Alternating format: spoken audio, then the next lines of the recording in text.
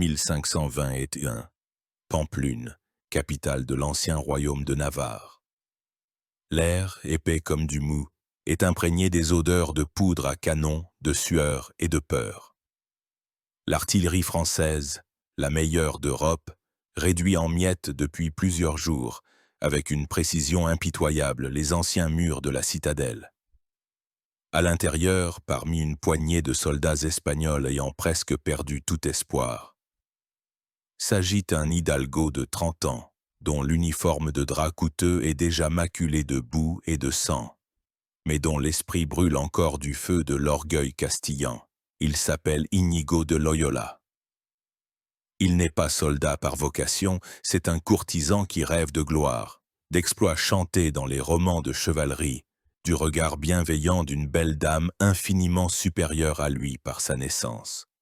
C'est cette soif de gloire qui l'a poussé, contre tout bon sens, à convaincre le commandant de la forteresse de ne pas se rendre. Et le voici debout sur le parapet, à l'endroit le plus dangereux, respirant la fumée toxique, et ses yeux ne reflètent pas la peur, mais l'excitation.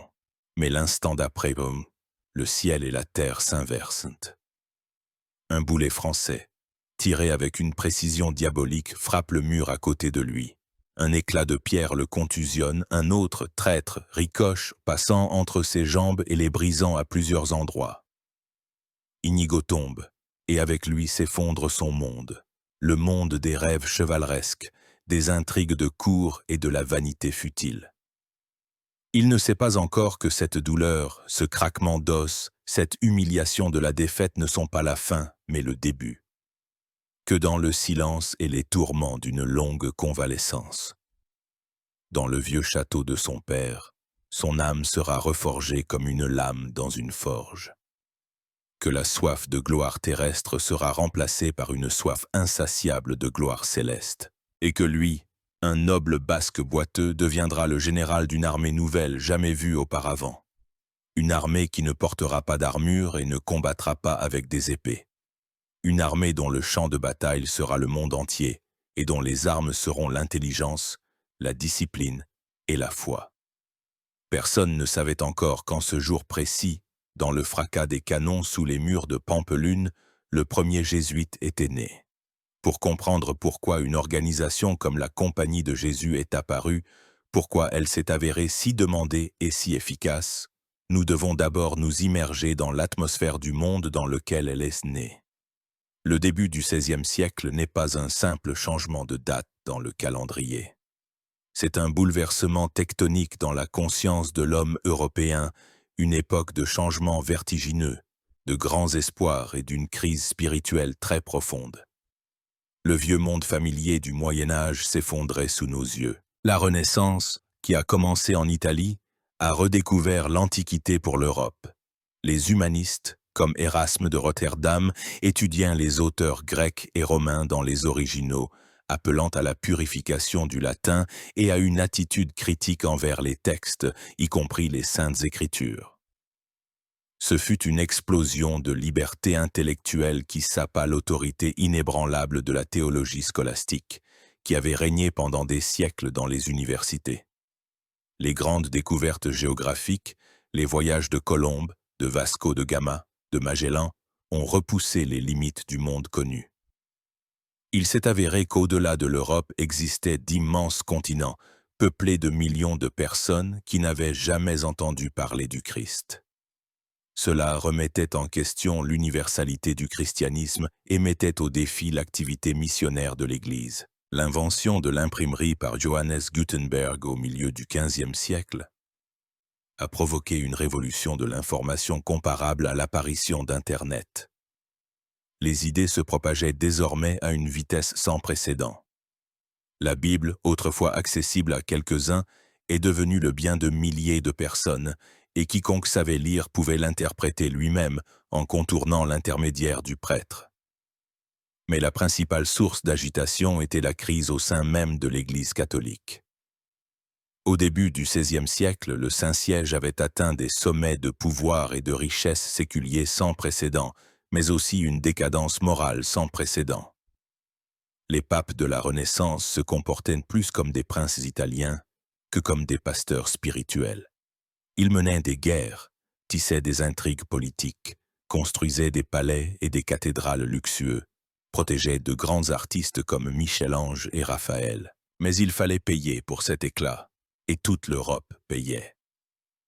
Le pape Alexandre VI, de la famille espagnole des Borgia, qui régna de 1492 à 1503, transforma le Vatican en un foyer de débauche et de népotisme, distribuant des chapeaux de cardinal à ses enfants illégitimes. Le pape Jules II, qui fut au pouvoir de 1503 à 1513 et que l'on surnomma le pape guerrier, passait plus de temps en campagne militaire, menant personnellement les troupes, qu'à l'office. Le pape Léon X, qui régna de 1513 à 1521, de la famille des Médicis, Mécènes et Sybarites, entrait dans l'histoire avec la phrase « Dieu nous a donné la papauté, jouissons-en », avait besoin d'énormes fonds pour achever la construction de la grandiose basilique Saint-Pierre de Rome, et il trouva un moyen de les obtenir. Ce moyen fut la vente massive d'indulgences. Une indulgence est une lettre de rémission de la peine temporelle pour les péchés qui ont déjà été pardonnés dans le sacrement de la confession. Selon la doctrine catholique, même après le pardon du péché, l'âme doit subir une peine au purgatoire. Une indulgence, délivrée par le pape, qui disposait du trésor des mérites du Christ et des saints, pouvait réduire ou même annuler complètement cette durée. À l'origine, les indulgences étaient accordées pour des œuvres de piété spéciales, comme un pèlerinage, une prière, la participation à une croisade. Mais au début du XVIe siècle, cette pratique s'est transformée en un commerce manifeste. Dans toute l'Europe, des émissaires pontificaux spéciaux parcouraient les routes, vendant des indulgences contre de l'argent. Ce commerce a pris des formes particulièrement cyniques en Allemagne, où le moine dominicain Johann Tetzel parcourait les villes avec le slogan publicitaire. Aussitôt que l'argent dans le coffre résonne, l'âme du purgatoire au paradis s'envole. On vendait des indulgences non seulement pour les vivants, mais aussi pour les parents décédés. C'était un sacrilège inouï, la transformation du salut de l'âme en une opération financière.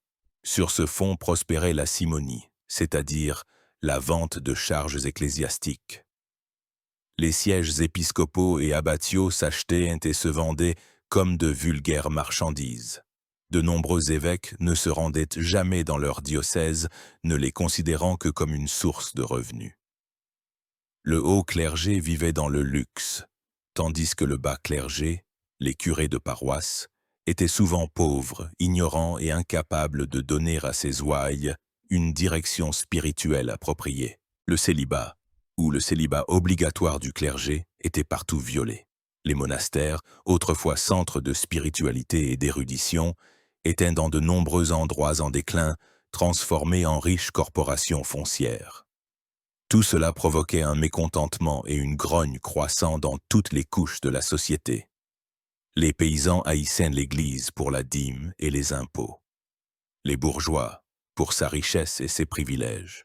Les princes séculiers, pour l'ingérence de Rome dans leurs affaires et la fuite d'énormes sommes d'argent vers le trésor pontifical. Les humanistes et les intellectuels méprisaient le clergé pour son ignorance et ses superstitions. L'air sentait l'orage. L'Église était comme un abscesse trop mûr, prête à éclater au moindre contact. Il ne manquait qu'un homme qui oserait porter ce contact. Et cet homme se trouva dans la retraite tranquille d'un monastère augustin de la ville allemande de Wittenberg, tandis que le jeune Inigo de Loyola rêvait d'exploits chevaleresques et servait à la cour de nobles espagnols. Dans la lointaine et froide Allemagne, un autre jeune homme menait une bataille différente et bien plus douloureuse. C'était une bataille pour le salut de sa propre âme. Il s'appelait Martin Luther, c'était le fils d'un mineur saxon, un homme du peuple, doté d'une intelligence puissante, d'une volonté de faire et d'une religiosité profonde, passionnée, presque maladive. Contre la volonté de son père qui voulait le voir devenir un juriste prospère, Luther, ayant survécu à une peur mortelle lors d'un orage, fit le vœu d'entrer au monastère. Il devint moine de l'ordre des Augustins, connu pour sa rigueur. Mais entre les murs du monastère, il ne trouva pas la paix. Il s'épuisait par les jeûnes, les prières, les veilles, mortifiait sa chair, mais le sentiment de sa propre péché et la peur de la juste colère de Dieu ne le quittaient pas. Plus il s'efforçait, plus il était convaincu de la vanité des efforts humains pour mériter le salut. Un tournant spirituel se produisit dans sa conscience lors de l'étude de l'épître de saint Paul aux Romains. Dans les mots « le juste vivra par la foi », une vérité nouvelle et stupéfiante lui fut révélée. Le salut n'est pas une récompense pour les bonnes œuvres, ni le résultat d'exploits ascétiques ou de l'achat d'indulgences. Le salut est un don. Le don de la grâce de Dieu que l'homme reçoit gratuitement uniquement par la foi dans le sacrifice rédempteur de Jésus-Christ. Ce ne sont pas les œuvres qui sauvent l'homme, mais la foi. Cette doctrine, qui reçut le nom de « justification par la foi seule », devint la pierre angulaire de son enseignement et le bélier qui allait briser l'édifice du catholicisme médiéval. Partant de là, Luther en arriva à la conclusion que tout le système complexe des sacrements de l'Église, des rites, des pèlerinages, de la vénération des saints et des reliques, et encore plus des indulgences, n'avait aucun rapport avec le salut. Ce ne sont que des inventions humaines qui cachent le Christ à l'homme. La seule autorité en matière de foi est l'Écriture sainte. Chaque croyant doit lire et interpréter la Bible lui-même, qui est la seule source de la révélation divine. Cela signifiait le rejet de la sainte tradition et de l'autorité du pape et des conciles de l'Église. Luther proclama l'idée du sacerdoce universel selon laquelle chaque croyant ayant un accès direct à Dieu par la foi et l'Écriture est un prêtre. Cela rendait inutile toute la structure hiérarchique complexe de l'Église catholique. Le catalyseur qui transforma ces réflexions théologiques en un mouvement social fut ce même commerce éhonté d'indulgence. Lorsque le prédicateur Johann Tetzel arriva dans les environs de Wittenberg où Luther était professeur de théologie à l'université locale, la coupe de sa patience déborda. Le 30 et 1 octobre 1517, veille de la Toussaint, il aurait, selon la légende, cloué à la porte de l'église du château de Wittenberg ses célèbres 95 thèses. Dans celles-ci, sans encore rompre avec Rome, il condamnait vivement le commerce des indulgences, remettant en question le droit du pape de pardonner les péchés. C'était un défi lancé à tout le système ecclésiastique. Grâce à l'imprimerie, les 95 thèses, rédigées en latin, furent instantanément traduites en allemand et se répandirent en 2 semaines dans toute l'Allemagne et en 1 mois dans toute l'Europe. Luther lui-même fut stupéfait de la tempête qu'il avait provoquée. Il avait touché le nerf même de la nation allemande, fatiguée des exactions et de l'arbitraire de Rome. Rome, au début, traita cela avec mépris. Le pape Léon X appela cela une « querelle de moines ». Mais lorsqu'il devint clair que le mouvement prenait de l'ampleur, il exigea de Luther qu'il se rétracte. Luther refusa. En 1520, il brûla publiquement la bulle pontificale qui l'excommuniait. La rupture était définitive. En 1521, Luther fut convoqué à la diète impériale ou Reichstag dans la ville de Worms, où, devant le jeune empereur du Saint-Empire romain germanique, Charles Quint, on lui proposa une dernière fois de se rétracter. La réponse de Luther est entrée dans l'histoire. Il dit « Je me tiens là et ne puis faire autrement. Que Dieu me vienne en aide. Amen. » L'empereur le déclara hérétique et le mit au ban de l'Empire. Mais Luther fut sauvé par son protecteur, l'électeur de Saxe Frédéric le Sage, qui le cacha dans son château de la Wartburg. Là, dans la solitude, Luther accomplit son principal exploit. Il traduisit le Nouveau Testament en allemand, rendant la Bible accessible à tout le peuple et jetant les bases de la langue littéraire allemande moderne. Les idées de Luther provoquèrent une réaction en chaîne dans toute l'Europe. De nombreux princes allemands le soutinrent, voyant dans la réforme une excellente occasion de se débarrasser du pouvoir du pape et de l'empereur, et, non moins important, de séculariser, c'est-à-dire de confisquer les vastes et riches terres de l'Église. Après Luther, d'autres réformateurs apparurent. En Suisse, Ulrich Zwingli à Zurich et Jean Calvin à Genève créèrent des formes de protestantisme encore plus radicales. Le calvinisme, avec sa doctrine de la prédestination absolue et sa morale très stricte, devint l'idéologie de la bourgeoisie naissante et se répandit en France, où ses adeptes étaient appelés huguenots aux Pays-Bas, en Écosse, où ils devinrent presbytériens, et en Angleterre où on les appelait puritains. En Angleterre, le roi Henri VIII, n'ayant pas obtenu du pape la permission de divorcer, rompit avec Rome et se proclama chef d'une nouvelle église anglicane, dissolvant les monastères et s'emparant de leurs richesses. Le monde chrétien, qui pendant 1000 ans avait été uni sous l'autorité du pape de Rome, se brisa. L'ère des guerres de religion commença, qui allait ensanglanter l'Europe pendant 1 siècle et demi. L'Église catholique se retrouva dans la plus profonde crise de son histoire. Elle perdait des fidèles, des terres, de l'influence. Ses jours semblaient comptés. Elle avait un besoin désespéré de défenseurs, de nouveaux guerriers dévoués, intelligents et impitoyables, capables d'arrêter l'avalanche protestante et de ramener les âmes égarées au sein de l'Église. Et c'est à ce moment précis qu'entre en scène l'hidalgo basque boiteux, dont la propre réforme spirituelle avait commencé presque en même temps que la réforme de Martin Luther. Retournons au château de Loyola, où Inigo, mutilé, se remettait lentement et péniblement de sa blessure. Les premières opérations avaient été effectuées brutalement, et les os s'étaient mal ressoudés. Une jambe était devenue plus courte que l'autre, et une excroissance osseuse disgracieuse s'était formée sur le genou, l'empêchant de porter les élégants pantalons moulants d'un courtisan. Pour l'hidalgo vaniteux, c'était pire que la mort. Il insista pour une nouvelle opération encore plus douloureuse. Les médecins lui cassèrent de nouveau la jambe, scièrent l'excroissance, puis, pour allonger la jambe raccourcie, y attachèrent de lourds poids, le soumettant à une torture de plusieurs jours. Et tout cela, Inigo le supporta avec une fermeté stoïque, sans pousser un seul cri. Mais sa carrière de courtisan et de guerrier était terminée. Il était devenu un infirme. Pour tromper l'ennui d'une longue convalescence, il demanda qu'on lui apporte les romans de chevalerie dont il s'était délecté toute sa vie. Mais il n'y en avait pas au château. Un serviteur lui apporta les seuls livres qu'il put trouver, une vie du Christ et un recueil de vie de saints. Par désœuvrement, Inigo se mit à les lire, et peu à peu, un miracle se produisit. Les récits des exploits des saints, comme François d'Assise et Dominique, captivèrent son imagination plus que les aventures d'Amadis de Gaulle. Il y vit une autre sorte de chevalerie, supérieure, une chevalerie spirituelle. Il commença à comparer sa vie passée, pleine de vanité et de péché, au service de ces guerriers du Christ.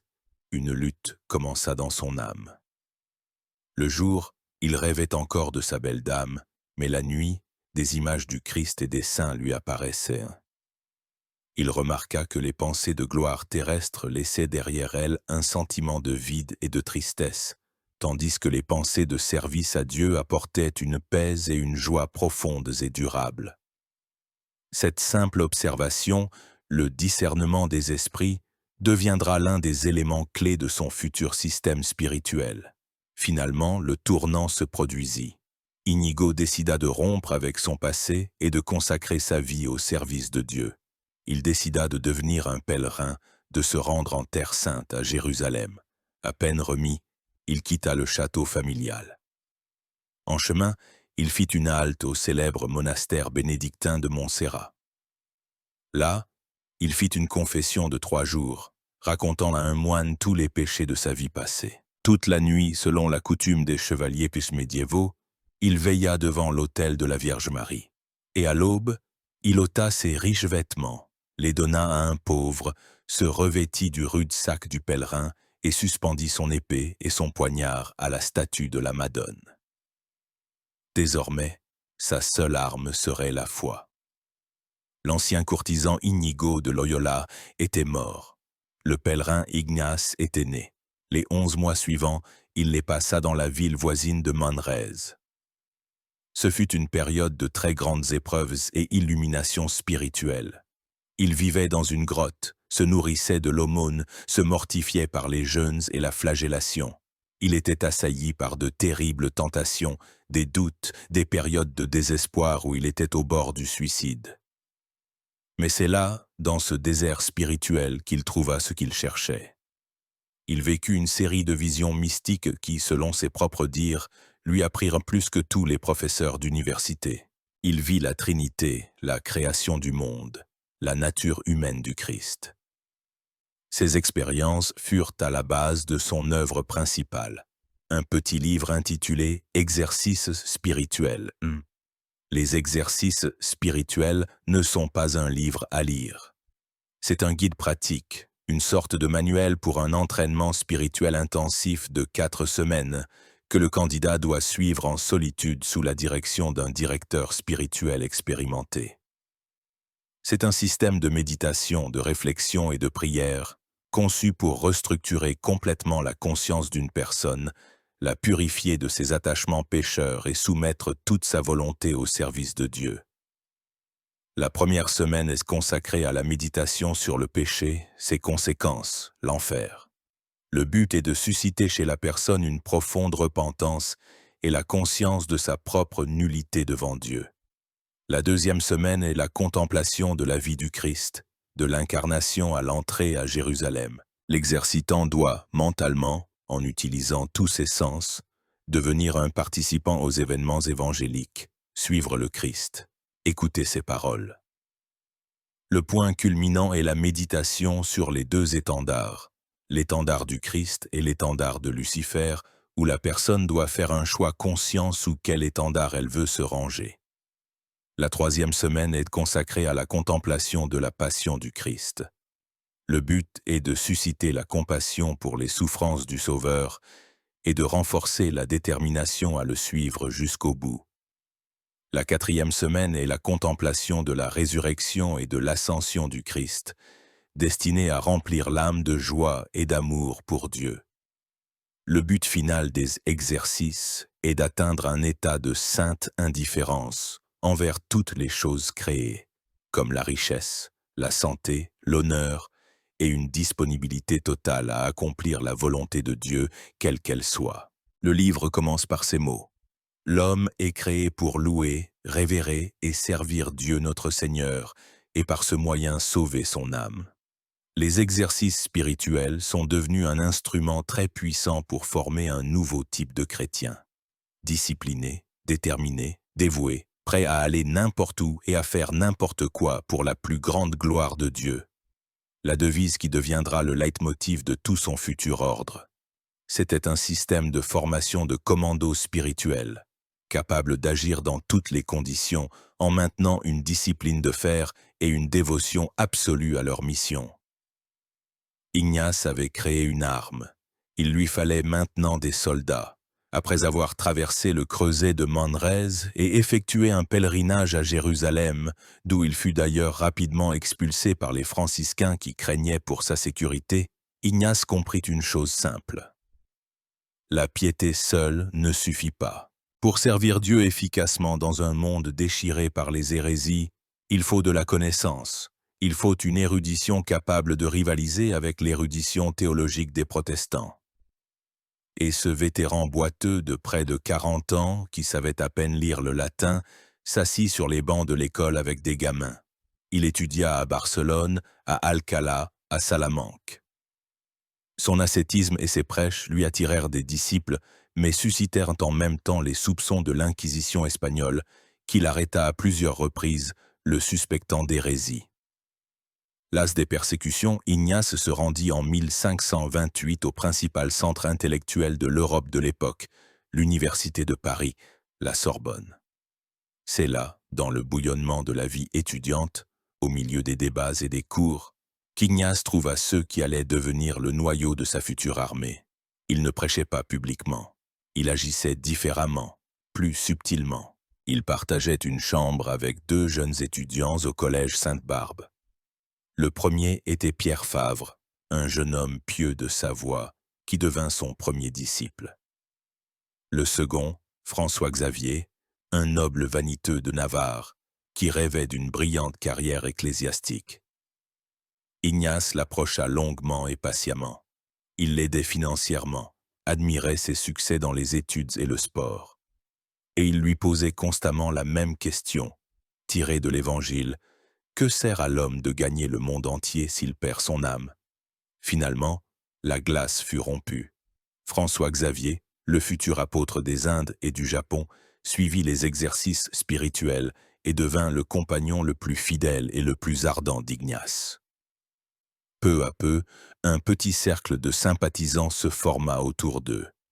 C'étaient les Espagnols Diego Lainez et Alfonso Salmerón, futurs théologiens éminents au Concile de Trente, Nicolas Bobadilla et Simão Rodriguez. Tous étaient de jeunes gens brillants, talentueux et instruits, qu'Ignace avait personnellement fait passer par le creuset des exercices. Ils se mirent à s'appeler les amis dans le Seigneur. Le 15 août 1534, jour de l'Assomption de la Très Sainte Vierge, ce petit groupe de 7 personnes se réunit dans une petite chapelle sur la colline de Montmartre, alors encore un faubourg de Paris. Dans cette chapelle, selon la tradition, le premier évêque de Paris, Saint-Denis, avait subi le martyre.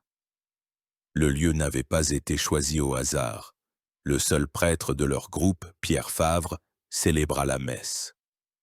Après la communion, ils prononcèrent leur premier vœu, le vœu de pauvreté, le vœu de chasteté et, le plus important, le vœu de se rendre en terre sainte pour la conversion des infidèles. Si le voyage à Jérusalem s'avérait impossible et la menace turque le rendait extrêmement dangereux, ils s'engageaient à se rendre à Rome et à se mettre à l'entière disposition du pape, afin qu'il les envoie là où il serait le plus utile.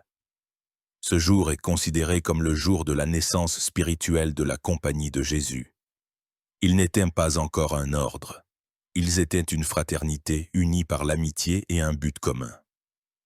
Après avoir terminé leurs études, ils se retrouvèrent à Venise pour embarquer pour la Palestine. Mais la guerre entre Venise et l'Empire ottoman rendit leurs plans irréalisables. Alors, fidèles à leurs vœux, ils partirent à pied pour Rome. En 1537, ils se présentèrent devant le pape Paul III. C'était un pape réformateur, conscient de la profondeur de la crise et cherchant des moyens de faire revivre l'Église. Il écouta avec intérêt ces prêtres étranges mais instruits et passionnés. Il leur permit de recevoir l'ordination et approuva leurs activités. Ils commencèrent à prêcher dans les rues de Rome, à soigner les malades dans les hôpitaux, à enseigner les rudiments de la foi aux enfants. Leur énergie et leur dévouement firent impression. Bientôt, Ignace et ses compagnons comprirent que pour être plus efficaces, ils devaient formaliser leur fraternité, la transformer en un nouvel ordre monastique. Ignace rédigea un projet de constitution qu'il appela la Formule de l'Institut. Ce projet était révolutionnaire. Le nouvel ordre, qu'ils décidèrent d'appeler la Compagnie de Jésus, ne ressemblait à aucun des ordres existants. Ils renonçaient à la vie monastique traditionnelle dans la solitude d'un monastère. Leur monastère devait être le monde entier. Ils renonçaient à porter un habit monastique spécial pour ne pas se distinguer dans le monde. Ils renonçaient aux longues prières chorales communes dans l'Église, qui prenaient beaucoup de temps aux autres ordres. Leurs prières devaient être constantes mais intérieures, accomplies au cours d'une activité intense. Surtout, ils introduisaient un 4e vœu spécial, en plus des 3 vœux traditionnels de pauvreté, de chasteté et d'obéissance. C'était un vœu d'obéissance absolue et inconditionnelle au pape et en matière de mission. Ils s'engageaient à aller sans délai, sans poser de questions et sans aucune condition, partout dans le monde où le pontife les enverrait, que ce soit chez les Turcs, en Inde, chez les hérétiques luthériens ou chez les tribus sauvages du Nouveau Monde. Ce dernier point fit une impression décisive sur le pape. Dans un monde où son autorité était contestée par les rois et les réformateurs, le pape obtenait à sa disposition un détachement de combattants absolument dévoués, très instruits et mobiles. C'était exactement ce dont il avait besoin. Cependant, il y avait aussi beaucoup d'opposants à la curie. Les cardinaux craignaient la création d'une organisation si puissante et indépendante, directement subordonnée au pape. Mais après de longs débats, le 27 septembre 1540, le pape Paul III, par sa bulle Regimini Militantis Ecclesiae, approuva officiellement la Compagnie de Jésus. La bulle disait que la Compagnie était créée principalement pour le progrès des âmes dans la vie et la doctrine chrétienne, et pour la propagation de la foi par la prédication publique, le ministère de la parole de Dieu, les exercices spirituels et les œuvres de charité, et surtout par l'éducation des enfants et des ignorants dans le christianisme. L'armée était créée. Son premier général fut élu à l'unanimité Ignace de Loyola.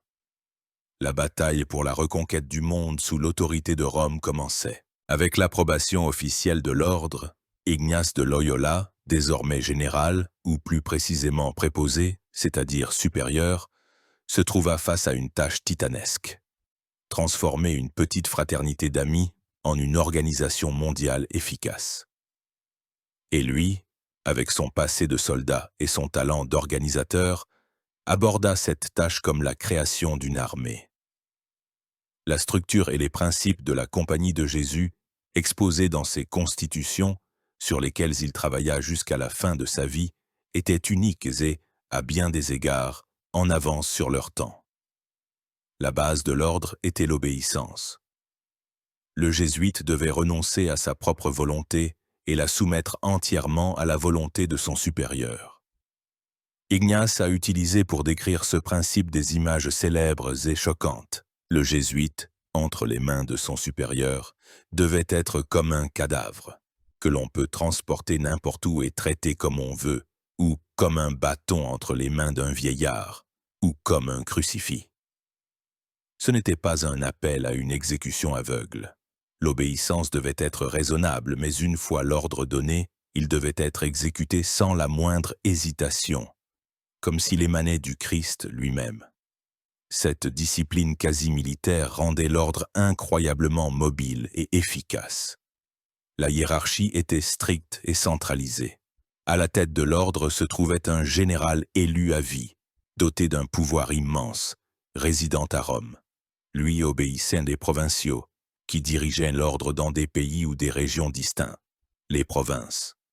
Les provinciaux, à leur tour, avaient sous leurs ordres les recteurs des collèges et les supérieurs des autres maisons jésuites. Cette chaîne de commandement clair permettait de transmettre rapidement les ordres du centre aux missions les plus éloignées et de coordonner efficacement les actions dans le monde entier. Devenir jésuite était incroyablement difficile. Ignace a développé un système de sélection et de formation en plusieurs étapes qui pouvaient durer jusqu'à 15 ou 17 ans. D'abord, la personne subissait un examen approfondi. Les jésuites ne cherchaient pas seulement des personnes pieuses, mais des personnes physiquement et mentalement saines, intelligentes, énergiques et capables d'apprendre. Venait ensuite un noviciat de 2 ans. C'était une période d'épreuves spirituelles sévères.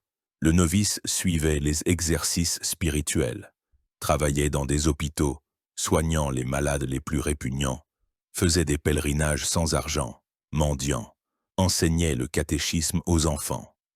Le but était de briser son orgueil, de tester sa vocation et de lui apprendre une obéissance absolue. Après le noviciat, le futur jésuite prononçait ses premiers vœux et devenait un scolastique. Commençait une longue période de formation intellectuelle. Il étudiait les sciences humaines, la philosophie, puis 4 ans de théologie. Parallèlement, il pouvait enseigner dans les collèges jésuites, acquérant une expérience pédagogique. Après l'ordination sacerdotale et plusieurs années de travail actif suivait une dernière année d'épreuve, le 3e an. C'était une sorte de répétition du noviciat, un temps pour une vie spirituelle approfondie et une nouvelle pratique des exercices.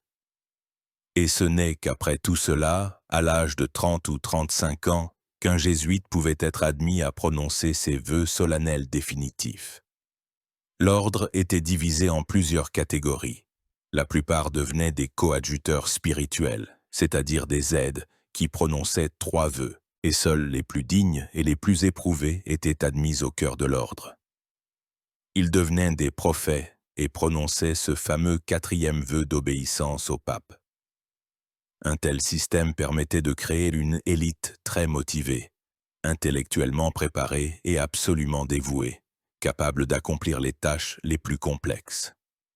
Ignace et ses successeurs se sont fixés 3 principaux domaines d'activité, 3 fronts sur lesquels ils devaient se battre pour l'Église.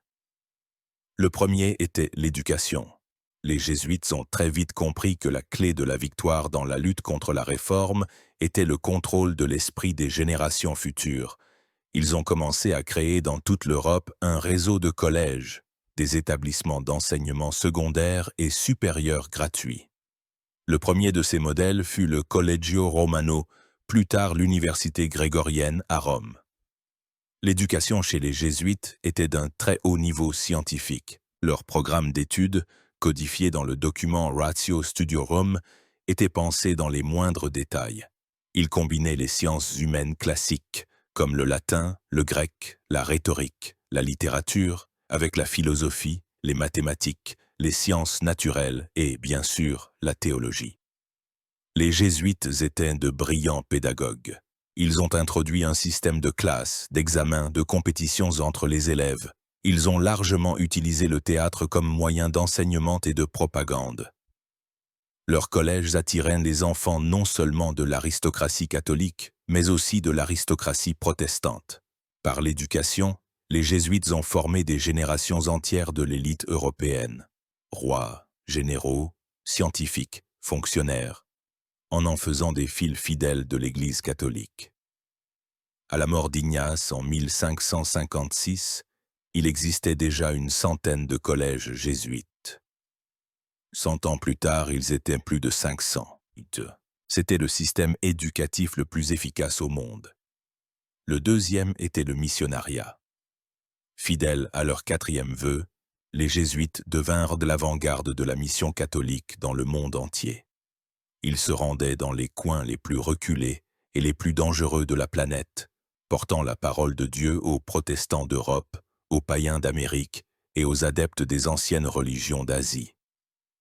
Leur stratégie missionnaire, en particulier en Asie, était révolutionnaire. Contrairement à d'autres ordres, ils pratiquaient la méthode de l'accommodation culturelle. Ils n'exigeaient pas des nouveaux convertis un abandon total de leurs coutumes et traditions nationales.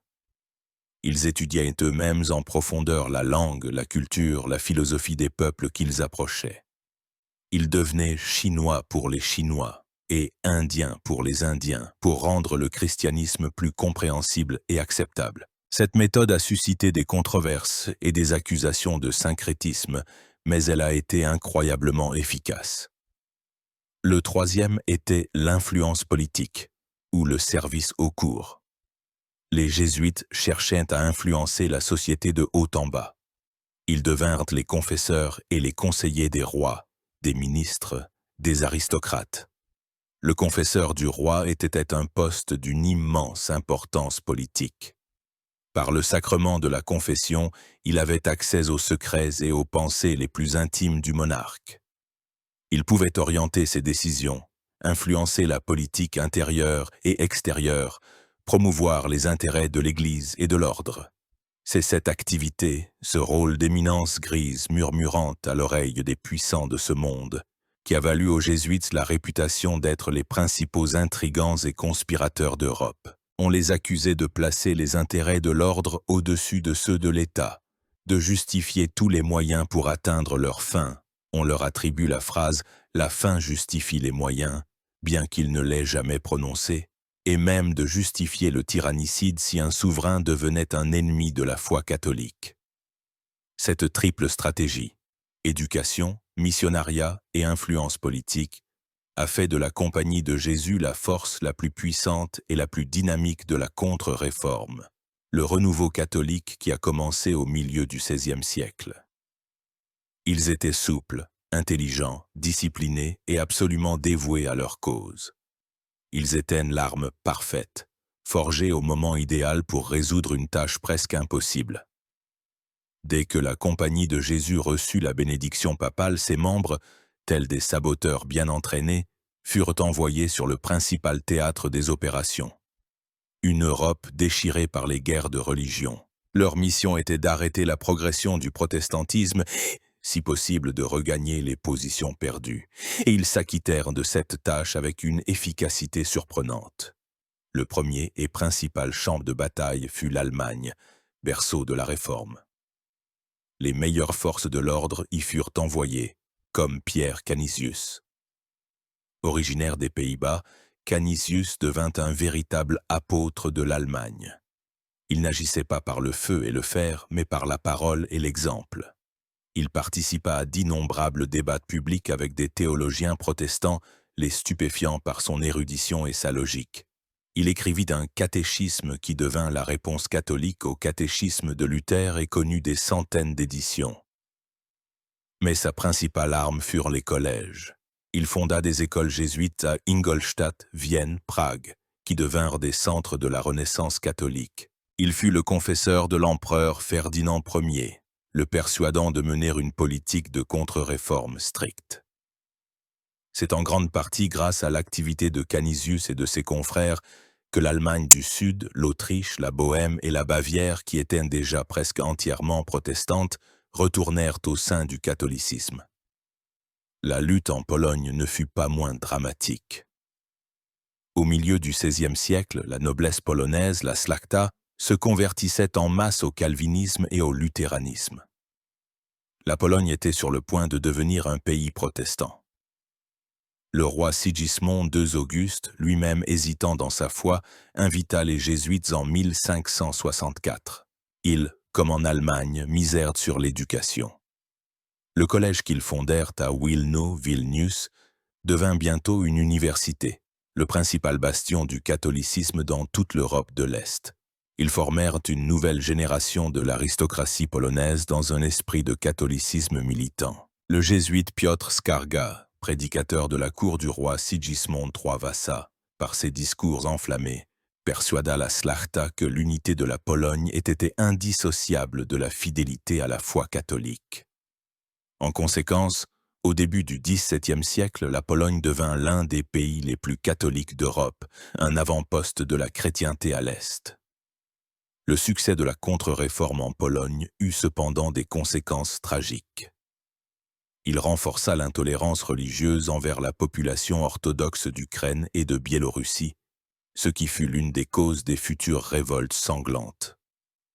En France, les jésuites se retrouvèrent au cœur de l'ouragan des guerres de religion. Ils étaient les confesseurs des puissants ducs de Guise, chefs du parti ultra-catholique. On les accusa d'être parmi les inspirateurs idéologiques de la Saint-Barthélemy.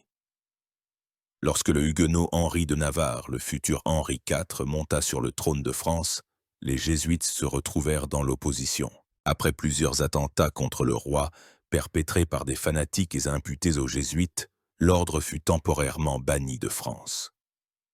Cependant, Henri IV, devenu lui-même catholique, était un politicien pragmatique.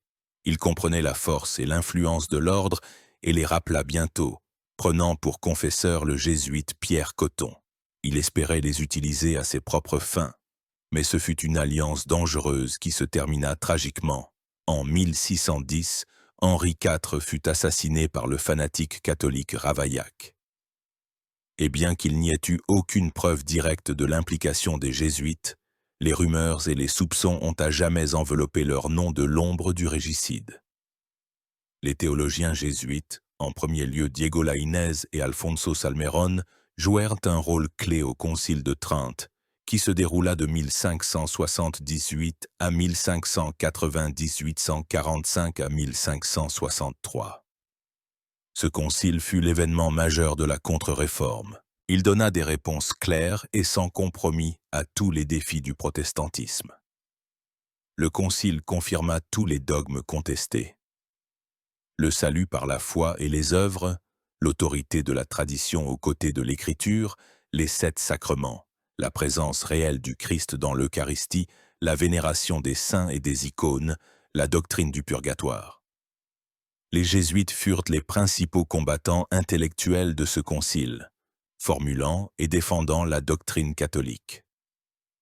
Cependant, là où les jésuites ne parvenaient pas à vaincre par la parole, ils n'hésitèrent pas à utiliser des méthodes plus dures. Ils collaborèrent étroitement avec l'Inquisition romaine et l'Inquisition espagnole, renouvelée, aidant à identifier et à éradiquer l'hérésie. En Angleterre, après que la reine Élisabeth Ier eut définitivement établi le protestantisme, les jésuites devinrent les organisateurs d'une mission catholique clandestine. Des figures héroïques comme Edmund Campion s'infiltrèrent secrètement dans le pays, célébrèrent des messes, prêchèrent, au péril de leur vie. Campion fut capturé, soumis aux tortures les plus cruelles à la Tour de Londres et exécuté. Pour les catholiques, il était un martyr, pour les autorités anglaises, un traître d'État et un espion. Les jésuites furent également liés à la conspiration des Poudres de 1605, lorsqu'un groupe de conspirateurs catholiques dirigé par Guy Fawkes tenta de faire sauter le Parlement anglais avec le roi Jacques Ier. Bien que la participation directe de l'ordre n'ait pas été prouvée, le confesseur des conspirateurs était un jésuite, ce qui renforça encore la légende noire de l'ordre. Ainsi, en Europe, les jésuites agirent comme une force universelle. Ils étaient des éducateurs et des inquisiteurs, des diplomates et des clandestins, des martyrs et des intrigants politiques. Leur activité fut incroyablement fructueuse. Ils n'ont pas seulement arrêté la propagation du protestantisme, mais ont également initié un profond renouveau interne de l'Église catholique elle-même. Mais le prix de ce succès fut élevé. Leur méthode, leur flexibilité, leur engagement politique et leur apparente absence de scrupules ont engendré la peur, la haine et la suspicion qui les poursuivront tout au long de leur histoire. Tandis que l'Europe brûlait dans le feu des guerres de religion, les plus courageux et les plus aventureux des fils de Loyola partaient pour un autre front, non moins important, la conquête des âmes dans les terres nouvellement découvertes d'Asie, d'Afrique et d'Amérique. L'activité missionnaire devint le plus grand et peut-être le plus glorieux exploit de la Compagnie de Jésus. Ils allaient là où personne d'autre n'osait aller, portant la croix et les dernières avancées de la science européenne. Et leur méthode, comme tout ce qu'ils faisaient, était révolutionnaire. Le premier et le plus grand missionnaire jésuite fut l'un des premiers compagnons d'Ignace, François Xavier. Ce basque ardent, aristocrate et athlète, devint l'incarnation de l'élan missionnaire. En 1541, à la demande du roi du Portugal, il partit pour l'Orient. En 10 ans, il accomplit un exploit qui semble surhumain. Il prêcha en Inde, sur la côte de Goa, où il lutta contre la décadence morale des colons portugais et convertit au christianisme des milliers de pêcheurs paravas. Il atteignit les Moluques, les îles aux épices, au cœur de l'archipel indonésien. Mais son principal champ de bataille fut le Japon. En 1549, il débarqua à Kagoshima, devenant le premier missionnaire chrétien au pays du soleil levant. Le Japon le stupéfia. Ce n'était pas un pays de sauvages, mais une civilisation très développée, avec une culture complexe, une philosophie raffinée et une aristocratie guerrière, les samouraïs. Xavier comprit qu'il ne pouvait pas agir ici de la même manière qu'en Inde. Il troqua sa simple soutane contre des vêtements de soie pour obtenir une audience auprès des seigneurs locaux, les daimyos. Il mena des débats théologiques avec des moines bouddhistes. Il admirait le code d'honneur japonais, mais était perplexe face aux questions que lui posaient les Japonais. Par exemple, « Si votre Dieu est le seul vrai Dieu, pourquoi n'en a-t-on rien su en Chine, d'où nous est venue toute la sagesse ?» C'est cette question qui fit prendre conscience à Xavier que la clé de la conversion de toute l'Asie se trouvait en Chine. Il mourut en 1552 sur une petite île au large des côtes de la Chine, sans jamais avoir réussi à entrer dans l'Empire du Milieu, mais en l'ouvrant à ses successeurs. Au cours de sa courte vie, il a, selon différentes estimations, baptisé des dizaines de milliers de personnes et jeté les bases du christianisme en Asie. Le rêve de Xavier fut réalisé par l'Italien Matteo Ricci, l'une des figures les plus étonnantes de l'histoire des échanges culturels entre l'Orient et l'Occident. Ricci comprit l'erreur de ses prédécesseurs. On ne pouvait pas arriver en Chine, le centre du monde comme le croyaient les Chinois eux-mêmes, et déclarer d'emblée que toute leur sagesse millénaire était une erreur. Ricci choisit une autre voie, celle de l'accommodation culturelle. Il passe des années à étudier la langue chinoise et les textes classiques confucéens. Il quitta l'habit monastique et se vêtit de la robe de soie d'un lettré fonctionnaire chinois, un mandarin. Il ne prêchait pas dans les rues. Il se lia d'amitié avec l'élite intellectuelle chinoise. Ricci conquit les Chinois non pas tant par sa théologie que par ses connaissances scientifiques. Il apporta avec lui les dernières avancées de la science européenne. Des instruments astronomiques, des horloges, des prismes et, surtout, une carte du monde. Cette carte fit sensation à la cour impériale. Les Chinois, qui considéraient leur pays comme le centre de l'univers entouré de barbares, virent pour la première fois les véritables dimensions du monde, l'existence de l'Amérique, de l'Europe. Ricci et ses confrères jésuites devinrent des astronomes et des mathématiciens de la cour à Pékin. Ils corrigèrent le calendrier chinois, traduisirent en chinois les œuvres d'Euclide, firent découvrir aux Chinois la peinture et la musique européenne. Et ce n'est qu'après avoir acquis de l'autorité en tant que savants et sages qu'ils commencèrent à parler prudemment de leur foi. Ricci tenta de prouver que le christianisme ne contredisait pas le confucianisme, mais au contraire, le complétait et l'achevait. Il autorisa les chrétiens chinois à accomplir les rites de vénération des ancêtres et de Confucius, les considérant comme des cérémonies civiles et non religieuses. Cette stratégie, connue sous le nom de querelle des rites chinois, permit aux jésuites d'obtenir des succès considérables et de créer une communauté chrétienne florissante au cœur même de la cité interdite. Cependant, cette méthode fut plus tard condamnée par Rome, ce qui entraîna l'interdiction du christianisme en Chine. L'Italien Roberto de Nobili agit de la même manière en Inde du Sud. Il comprit que le système des castes était un obstacle insurmontable à la mission. Le christianisme était associé aux Portugais, qui fréquentaient les castes inférieures et étaient donc méprisés par la caste supérieure, les brahmanes. De Nobili décida de devenir un brahmane pour les brahmanes. Il s'installa dans une hutte isolée, se mit à vivre comme un ascète hindou, un sannyasi, apprit parfaitement le sanskrit, le tamoul et le telugu, étudia les textes sacrés hindous, les Védas et les Upanishads. Il soutenait qu'il n'était pas un parangon, c'est-à-dire un portugais, mais un brahmane romain qui avait apporté le 4e Véda perdu. Il autorisa les brahmanes nouvellement convertis à conserver les signes de leur caste, le cordon sacré et la patte de santal sur le front. Ces méthodes suscitèrent également de vives controverses, mais permirent au christianisme de pénétrer dans les couches supérieures de la société indienne. Une expérience tout à fait unique fut menée par les jésuites en Amérique du Sud, dans les terres habitées par les Indiens de la tribu Guarani, sur le territoire des actuels Paraguay, Argentine et Brésil. Là, loin des autorités coloniales, ils créèrent tout un réseau de colonies-missions, appelé « Réduction ». C'était un véritable État théocratique et communiste. Les jésuites rassemblaient les Indiens nomades dans de grandes colonies bien planifiées, autour d'une église et d'ateliers. Ils enseignaient aux Indiens le christianisme, la lecture, l'écriture, la musique. Les chœurs et les orchestres indiens étaient célèbres dans toute l'Amérique du Sud, et l'artisanat. Toute la vie dans les réductions était strictement réglementée et sous le contrôle total de 2 ou 3 pères jésuites. La terre était commune, la propriété privée n'existait pas. Tous travaillaient pour le bien commun, et les produits étaient distribués selon les besoins. Les jésuites protégeaient les Indiens de la cruauté des colons espagnols et portugais et des chasseurs d'esclaves. Ils créèrent même et entraînèrent une armée indienne, armée d'armes à feu, qui repoussa avec succès les raids des marchands d'esclaves. Pendant un siècle et demi, plus de 100 000 Indiens vécurent dans les réductions.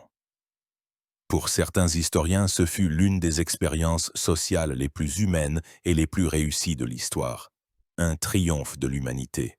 Pour d'autres, un système totalitaire rigide qui priva les Indiens de leur liberté et les transforma en enfants obéissants sous une tutelle paternaliste.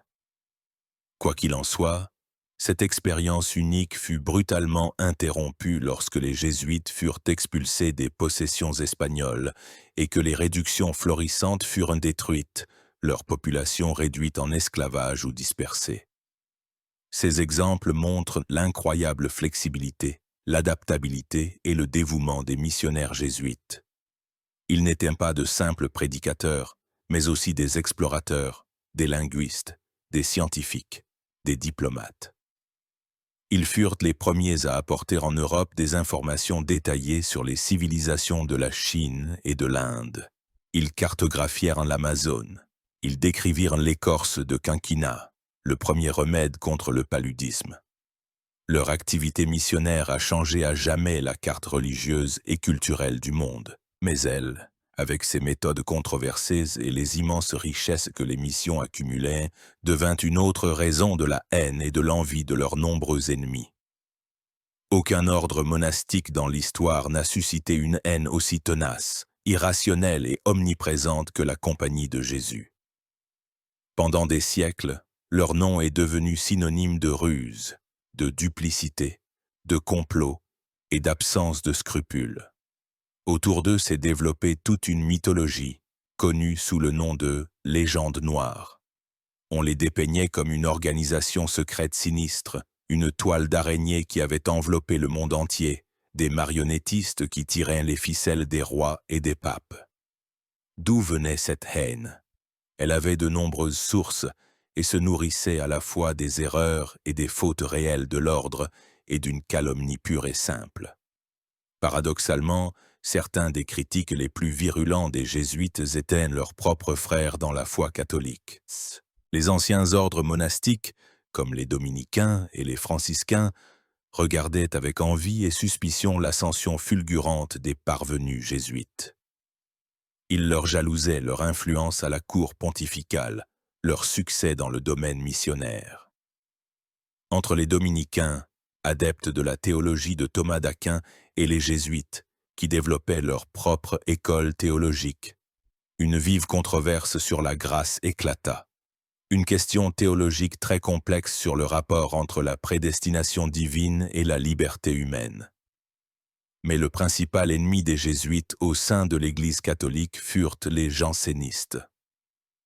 Le jansénisme était un courant austère et rigoriste, né en France au XVIIe siècle, proche par son esprit du calvinisme. Les jansénistes accusaient les jésuites de laxisme moral, du fait que, cherchant à attirer le plus de fidèles possible, ils avaient rendu leur morale trop souple et indulgente envers les faiblesses humaines. Le principal objet de critique était la casuistique jésuite. La casuistique est une branche de la théologie morale qui examine les cas complexes, les cas de conscience, où l'application des principes moraux généraux est difficile. Les confesseurs jésuites, en particulier à la cour, étaient constamment confrontés à de tels dilemmes. Ils développèrent un système complexe qui permettait de trouver une justification à des actes apparemment pécheurs, s'ils étaient commis avec une bonne intention ou s'il existait une opinion probable d'un théologien faisant autorité qui autorisait cet acte, ce qu'on appelle le probabilisme. Par exemple, peut-on mentir pour sauver la vie de quelqu'un? Peut-on tuer un tyran qui persécute la vraie foi? Pour les ennemis des jésuites, cette morale souple était le comble du cynisme et de l'hypocrisie. Ils affirmaient que les jésuites étaient prêts à justifier n'importe quel péché, comme le mensonge, le parjure, le vol et même le meurtre, si cela servait à la plus grande gloire de Dieu, ou, comme le croyaient les critiques, à la plus grande gloire de l'ordre. Le coup mortel porté à la réputation de la casuistique jésuite fut infligé par le grand scientifique et philosophe français Blaise Pascal. Dans ses célèbres Lettres provinciales, écrites en 1656 et 57 en soutien aux jansénistes, il se moqua avec un sarcasme brillant et une ironie assassine de la théologie morale des jésuites, en citant leurs propres auteurs.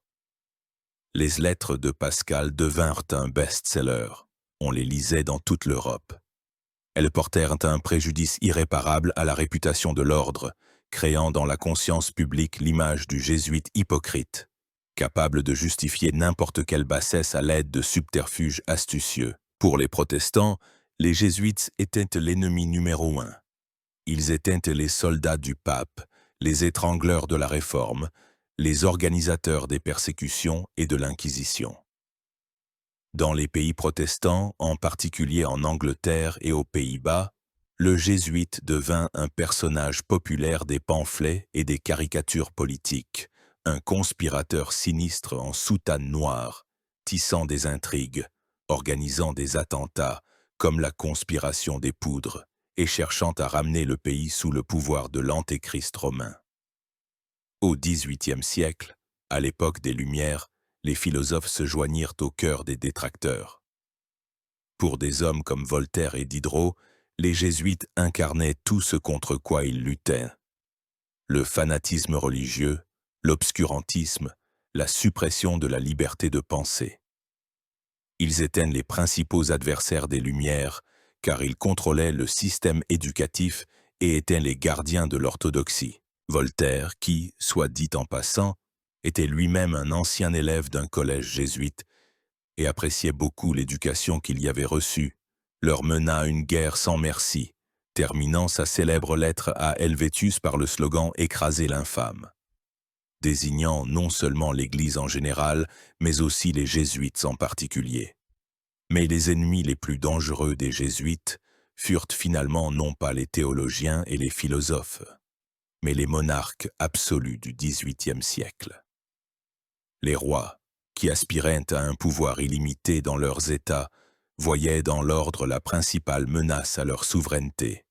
Les jésuites étaient une sorte d'État dans l'État. Ils possédaient d'énormes richesses, contrôlaient l'éducation, avaient de l'influence sur l'aristocratie. Mais surtout, ils étaient ultramontains, c'est-à-dire qu'ils considéraient l'autorité du pape, celui qui est au-delà des montagnes, au-delà des Alpes, comme supérieur à l'autorité du monarque national. Leur quatrième vœu faisait d'eux, aux yeux des rois, des soldats d'une puissance étrangère, des traîtres potentiels. Leur théorie selon laquelle le peuple a le droit de renverser et même de tuer un monarque devenu tyran et ennemi de la foi était absolument inacceptable pour les régimes absolutistes. Les monarques voulaient avoir une église nationale entièrement sous leur contrôle. Les jésuites s'y opposaient. Tous ces facteurs, la jalousie des autres ordres, la critique des intellectuels, la haine des protestants et les soupçons des monarques, s'entremêlèrent en un nœud serré. Au milieu du XVIIIe siècle, les nuages s'accumulèrent au-dessus de la Compagnie de Jésus. La légende noire devint une vérité communément admise. L'ordre, qui avait atteint les sommets du pouvoir et de l'influence, se retrouva isolé et entouré d'ennemis de toutes parts. Sa chute n'était qu'une question de temps. La catastrophe, comme c'est souvent le cas, a commencé à la périphérie. Le premier pays à frapper la Compagnie de Jésus fut le Portugal. Là, le dictateur de fait était le puissant premier ministre du roi Joseph Ier, le marquis de Pombal. C'était un despote éclairé typique, un réformateur énergique qui cherchait à moderniser le pays et à renforcer le pouvoir royal. Les jésuites étaient pour lui le principal obstacle. Ils contrôlaient l'éducation, avaient une énorme influence à la cour et, surtout, gouvernaient leur État indépendant au Brésil et au Paraguay, empêchant Pombal d'exploiter les ressources des colonies. Pombal lança une campagne systématique de discrédit de l'ordre, les accusant de tous les péchés capitaux. Une occasion commode se présenta en 1758, lorsqu'un attentat fut commis contre le roi. Pombal, sans preuve solide, accusa immédiatement les jésuites de complot. Des arrestations, des tortures, des procès-spectacles commencèrent. En 1759, Pombal publia un décret d'expulsion de tous les jésuites du Portugal et de ses colonies. Leurs biens furent confisqués. Des centaines de prêtres furent arrêtés, embarqués sur des navires et, comme du bétail, débarqués sur la côte des États pontificaux en Italie. Ceux qui étaient considérés comme les chefs du complot furent jetés dans des cachots humides, où beaucoup d'entre eux moururent. L'acte de Pombal fut un signal pour les autres cours européennes. La France suivit. Là, les jésuites avaient de nombreux ennemis, les jansénistes, les philosophes des Lumières, le Parlement de Paris, la plus haute instance judiciaire, qui gardait jalousement les libertés gallicanes de l'Église de France contre l'influence de Rome. Le prétexte de l'attaque fut un scandale financier. Le père Antoine Lavalette, supérieur de la mission jésuite en Martinique, avait, en plus de son activité principale, créé une grande société de commerce. Lorsque ces navires chargés de marchandises furent capturés par les Anglais pendant la guerre de 7 ans, il fit faillite, laissant d'énormes dettes aux marchands de Marseille. Les marchands intentèrent un procès, exigeant que l'ordre tout entier paye les dettes de Lavalette. Les jésuites commirent l'erreur fatale de refuser de payer et de porter l'affaire devant le Parlement de Paris. Le Parlement, qui haïssait les jésuites, non seulement les obligea à payer la dette, mais lança une enquête complète sur les activités de l'ordre. En 1764, sous la pression du Parlement et de la favorite du roi Louis XV, la marquise de Pompadour, l'ordre fut interdit en France, ses collèges et ses biens furent confisqués. La réaction en chaîne se poursuivit. En 1767, le roi d'Espagne Charles III, un autre monarque éclairé, suivit l'exemple de ses voisins. L'opération d'expulsion des jésuites d'Espagne et de son immense empire colonial fut menée comme une véritable action militaire. La même nuit, sur ordre secret du roi, les soldats encerclèrent tous les collèges et missions jésuites. 6000 jésuites furent arrêtés, embarqués sur des navires et déportés en Italie. Le même sort leur fut réservé dans le royaume de Naples, à Parme et à Malte. Désormais, tous les monarques catholiques de la dynastie des Bourbons, la France, l'Espagne, Naples, s'unirent et commencèrent à exercer une pression colossale sur le Saint-Siège, exigeant la dissolution complète et définitive de la Compagnie de Jésus. Le pape Clément XIII résista courageusement, mais après sa mort, le conclave élit un nouveau pape, Clément XIV, dont on attendait des concessions. Après 4 ans d'hésitation, de menaces et de chantage diplomatique, les rois menaçant même d'un schisme avec Rome, Clément XIV céda. Le 21 juillet 1773, il publia le bref, ou lettre pontificale, Dominus Sac Redemptor. Dans ce document, sans condamner l'ordre sur le fond, le pape, au nom de la paix dans l'Église, annonçait sa dissolution et sa suppression à jamais. Ce fut le triomphe des monarques éclairés et des ennemis de l'ordre. Le général des Jésuites, Lorenzo Ricci, fut arrêté et emprisonné au château Saint-Ange à Rome, où il mourut sans avoir reconnu sa culpabilité. Les biens de l'ordre furent confisqués. La grande armée, qui pendant 2 siècles avait été le principal soutien de la papauté, fut dissoute et humiliée par le pape lui-même. L'histoire de la Compagnie de Jésus semblait se terminer sans gloire. Mais l'histoire est pleine d'ironie. L'ordre, créé pour combattre l'hérésie et le schisme, trouva refuge dans des pays que le monde catholique considérait soit comme hérétiques, soit comme schismatiques.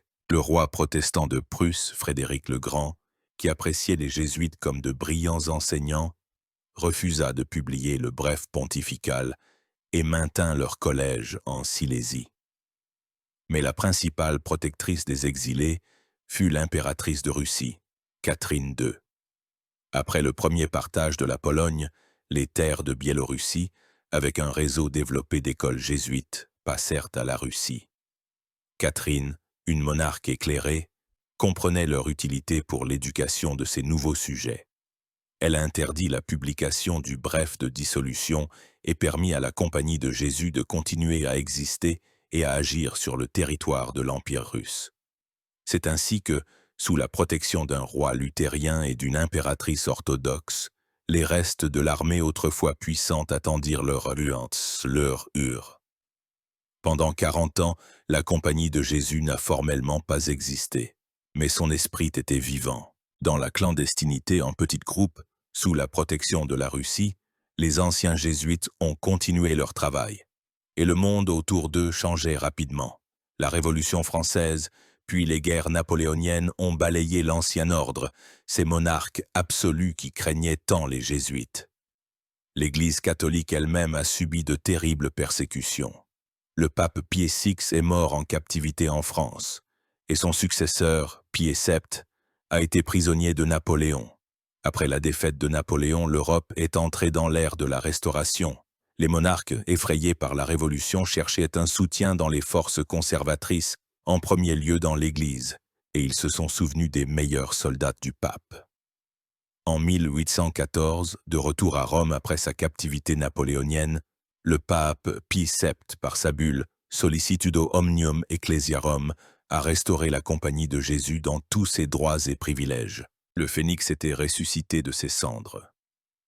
L'ordre restauré ne possédait plus le pouvoir politique qu'il avait exercé au XVIIe et XVIIIe siècle. Mais il a rapidement retrouvé sa position de leader dans le domaine de l'éducation et de la science. Les jésuites ont fondé de nouvelles universités dans le monde entier, comme l'université de Georgetown aux États-Unis, ont construit des observatoires, et c'est un jésuite qui a été l'un des auteurs de la théorie moderne du Big Bang, ont mené des recherches ethnographiques et linguistiques. Ils se sont adaptés au nouveau monde, en se concentrant sur l'apostolat intellectuel et la justice sociale. Qui étaient-ils donc, ces fils de Loyola? Les forces spéciales de l'Église catholique ou les principaux intrigants d'Europe? La réponse, comme c'est souvent le cas dans l'histoire, se situe quelque part entre les deux, et elle est plus complexe qu'une simple dichotomie.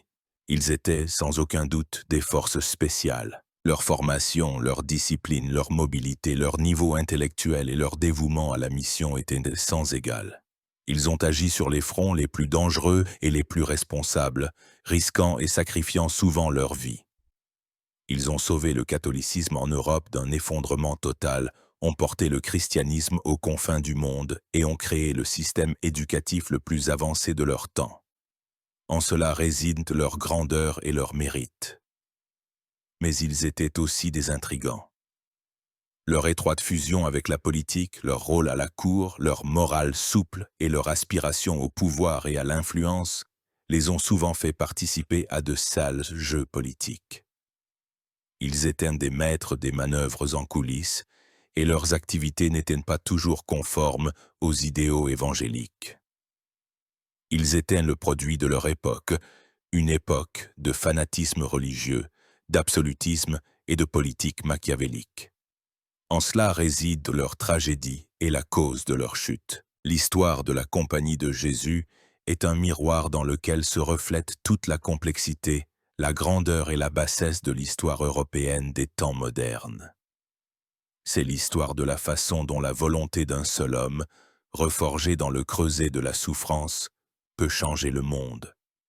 C'est une histoire de la force de la foi et de la force de la connaissance, de l'abnégation et de la soif de pouvoir, de la sainteté et du péché. Et cette histoire n'est pas terminée. En 2013, le monde a vu ce qui semblait impensable. Pour la première fois en 500 ans, un jésuite est monté sur le trône de Saint-Pierre, le pape François. Un soldat en blanc, issu des rangs de l'armée la plus controversée et la plus efficace de l'histoire de l'Église catholique. Je vous remercie d'avoir passé ce temps à vous plonger dans l'une des histoires les plus passionnantes et ambiguës des mouvements religieux et politiques mondiaux. Si ce voyage dans le temps vous a intéressé, Abonnez-vous à la chaîne pour ne pas manquer de nouveaux longs récits sur les grands événements et les grandes figures qui ont façonné notre monde. Votre attention est la meilleure récompense pour le travail accompli.